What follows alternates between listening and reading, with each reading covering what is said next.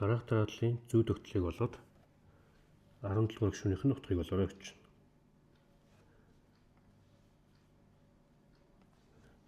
За ойлгомжтой. Эндээс ийшээ бол 9-оор нэмэгдэж байгаа юм байна.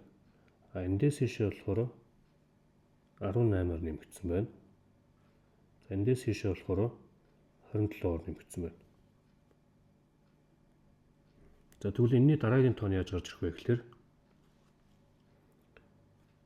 энэ бол арифметик өрөөс суугдгийг харж байгаа. 9, 18, 27, 9-оор нэмэгдээд явна гэдэг чинь энэний дараагийн тоо бол 36 гэж гарч ирнэ. За тэгвэл энэ дараадлалын дараагийн тоо болохоор 36-аар нэмэгдээд 80 гэж гарч ирэх нь. За гих мэтлэн нэмэгдэнэ. За тэгээд 17 дугаар гишүүнийг болно. Тэгээд нэг үрчлээ ингээд тооцоолно. Эсвэл бүгдөө ингээ. За энэ бол мэдээж хэрэг арифметик өрөөс байгаа. Энэ арифметик өрөөсийг Bn гэж тэмдэглэжээ. За эхнийхээгээ болохоор An гэсэн ийм дараалал гэж үзье.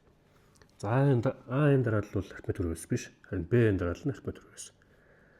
За An гэсэн дарааллын гишүүд нь яаж гарч ирж байгаа вэ гэхээр жишээлх юм бол энэ гэдэг хасах нэг гэдэг бол хасах харав дээр 9-ийг нэмжээж гарч ирж байгаа. Харин 17 гэдэг тоон яаж гарч ирж байгаа вэ гэхээр энэ хасах харав дээр энийг нэмээд энийг нэмж гарч ирж байгаа. Яг үнтэй адилханаар 44 гэдэг тоо бол хасах харав дээр энэ 9-ийг нэмээд энэ 18-ыг нэмээд дахиад энэ 27-ыг нэмж гарч ирж байгаа.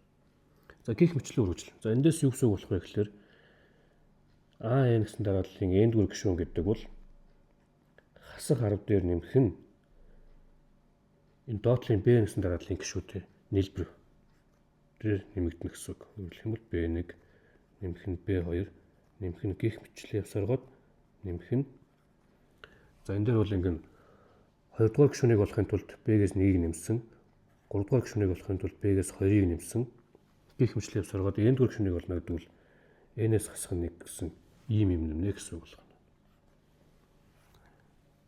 За дахиад хэлэхэд An гэсэн дарааллын n-р гишүүн нь ийм томьёогоор олдно.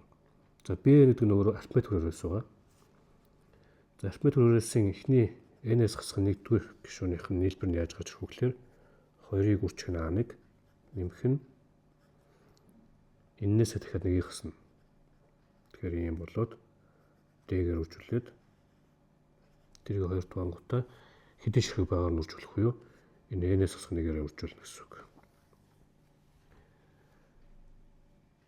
За тэгээ бид нэр A1-ыг мэдж байгаа. A1 бол 9 байна.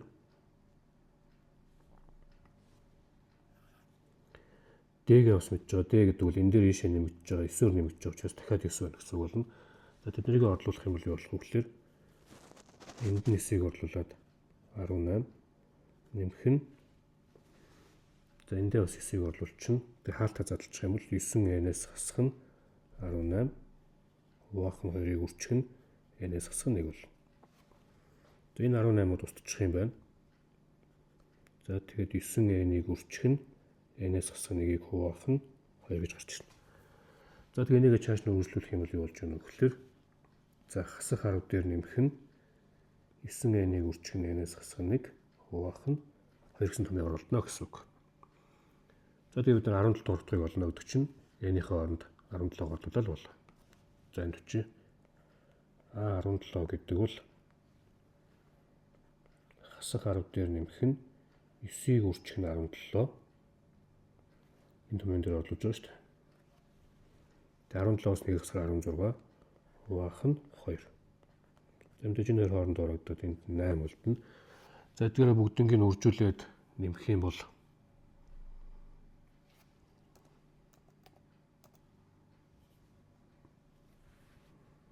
яг эцсийн хариу нь 1214 гэж гарах юм байна.